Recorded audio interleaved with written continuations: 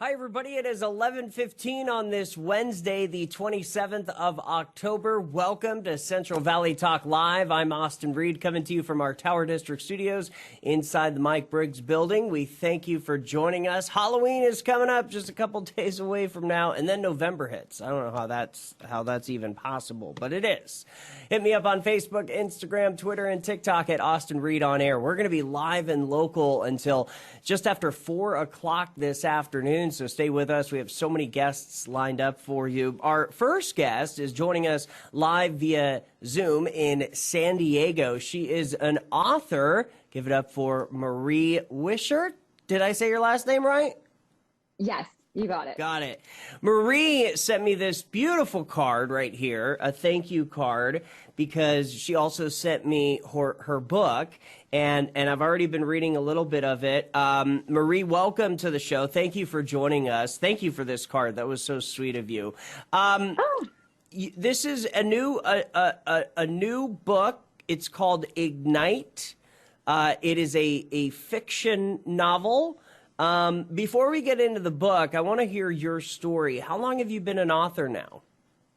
Well, I started this whole process about 6 years ago, but in my day-to-day life, I'm actually a dentist. Oh, really? Oh, so, how interesting. Okay. Yeah. And I just kind of sat down one day. I'd always wanted to write as a kid, and I reached a point in my life where I was like, I've never pursued that side of me, and I need to. It just was this like really, really strong urge. And so for probably 2 years, I kind of just kept writing this whole series. And then I ended up just sitting down with it, breaking it apart, taking a couple of years off from it, going back to it. And last year, around quarantine time, I really just took the time to get it all put together. Ignite released March of last year. And I finally started owning this whole I'm a writer thing at that point. I was like, okay. You've got this. You've got two careers now, not just one, two careers. Yes. And I mean, at this point with, the economy as it is, it's good to be, all over the place. Yeah. I'm like that as well. I do a number of things. I think so many people are moving in that direction. Tell me a little bit about the thought process of Ignite. It's based on a girl, Ruby, right? Right. Yeah. And she has this pregnancy, but she goes through life not really trying to pursue her dreams, but there's a lot of roadblocks in the way. Do you want to go into more detail? I think, she really goes through life avoiding experiencing it. It's this idea that, you've got to get everything under control. You've got to have your business in order, your life in order, and you can't ever put your toe into the waters where you might go under or where something bad might happen. So she never really does what she really inside wants to do. She loves the arts, she loves traveling, but she lives in Fargo, North Dakota. And it's a mindset there that you have to become, you have to fulfill all of these things before you can kind of be carefree. And so she's just kind of done that her whole life, never really questioning why. And then she reaches the point where she's like, if I don't let that side of me free, I'm going to just wither up and die.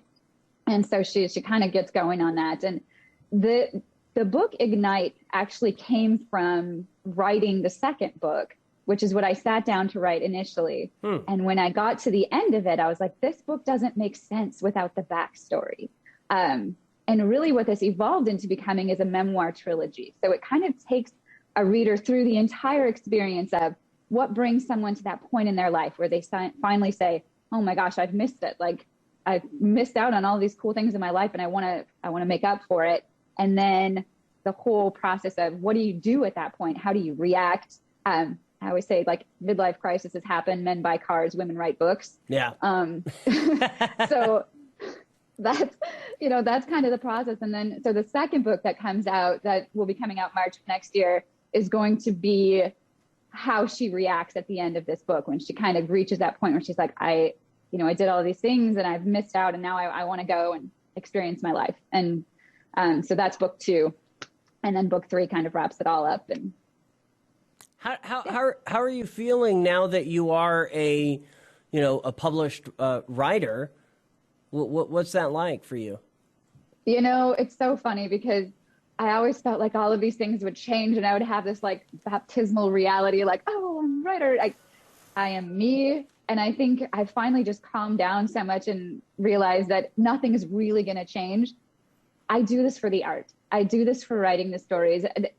It's never left me. If it was something that was going to like be a phase, something would have dwindled it. Now it just, I own it. I embrace it. It's part of my daily life. And so that's really kind of where I'm at with that, Do you when you sent this, book out, to the different, publishing companies, what was that feeling like? Were you pretty nervous or? It was, oh my gosh. So that part of me was so anxious. And when I was in that part of this whole process, there was so much anxiety going on, so many emotions, and you get rejection after rejection. And I even have like a reel in my Instagram where I'm literally just like frazzled. I'm like, oh. Yeah. It is so hard to break in. And, right. Whenever I hear stories, because I interview authors now too, and I have people that are like, oh, I sent the book out and I got, somebody write back and I got a publishing contract. I'm like, what? Yeah. It was years, and I worked with some people, and then I had to cut ties and like take the work back and move on to other avenues. It was such a long process. By the time somebody actually gets a book out, there are years and years. That's the tip of the iceberg. And then there is this whole world that this person has put forth, and a world of crazy, an emotional roller coaster that was treacherous that they powered through to get to the publication actual final result. It's cool, to know. So tell me a little bit more about the title. How'd you come up with that? Oh my gosh. So this book actually has been through evolutions too. And at one point I was just calling it like the Terrible Love Memoirs, because she kind of has this obsession with the National and the song, The Terrible Love. If you've ever heard that song, it's this like super powerful, all encompassing song that just overtakes you. And so that was kind of where it was at first.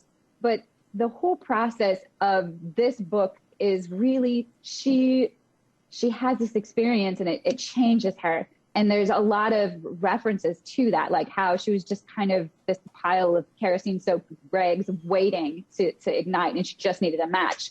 So when I was finally breaking it up into the segments, Ignite it was a theme that was resonant throughout the whole book.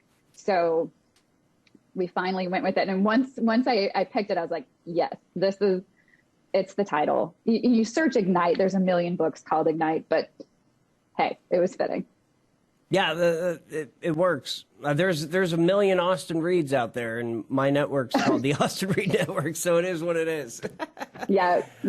And then in going with this theme, we were looking at book 2, and the woman that I'm working on putting book 2 out with, finally, she gave me Wildfire, and I was like, yes. So I can't wait. It flows. We're going to have it all going. So let's talk a little bit about the perfect audience for Ignite, for our viewers that are watching today or on our replay on our YouTube. Who does this story relate to? So I would say middle-aged women, business travelers, okay. Just kind of free spirits, souls with open minds, anyone who just is really into exploring life in its greater, ways of being lived. Somebody who has an open mind and someone who is looking to, kind of go on a different path with someone that they might not be able to have this conversation, but they're wanting to explore some of these deeper topics about themselves, about, just alternate paths in life. And instead of, putting it out there into the universe, they just want to become very introverted and read it in a book and experience that with another person. That's my audience. I of course got comparisons to like the Eat, Pray, Love, that kind of story where it is very transparent. It's something where you want a glass of wine and you want to sit down with your like tightest girlfriends and say, oh my God, this. I love it. I love it. Tell me a little bit about, so what's next? We've got about a minute left. So I want to hear about, you've got the second book. Yes. So the second book is an entire universe of crazy. This book ends with her just kind of, well, I mean, I don't even want to say, but she's like, I'm going to change everything. I'm going to fix this. So book 2 comes in and she's just like, all of these things I've missed out on life, I'm going to go do them. And I'm going to write a book while I do it. And it is, it's wild. It is experience unlike any other book out there. When I was writing it, I just kept telling myself, write a book that you've never read, because that's what needs to be out there. And when it comes out, it's definitely going to blow some minds. You'll have to come back right before that happens, okay? I would love that. Awesome.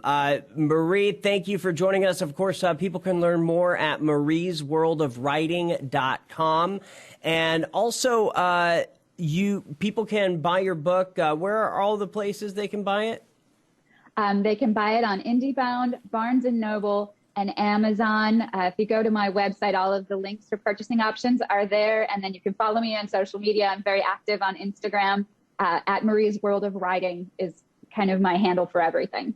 And the holidays are coming up, so this would be a perfect book to buy your wife or a middle-aged woman. Yes, exactly. All right, Marie, thank you for joining us. Enjoy the sunshine down in San Diego. Oh, I will. Every right. day I do. Yes. Take care. Take care. I'm Austin Reed. You're watching Central Valley Talk. We'll be back with another guest coming up in just a bit. Don't go anywhere.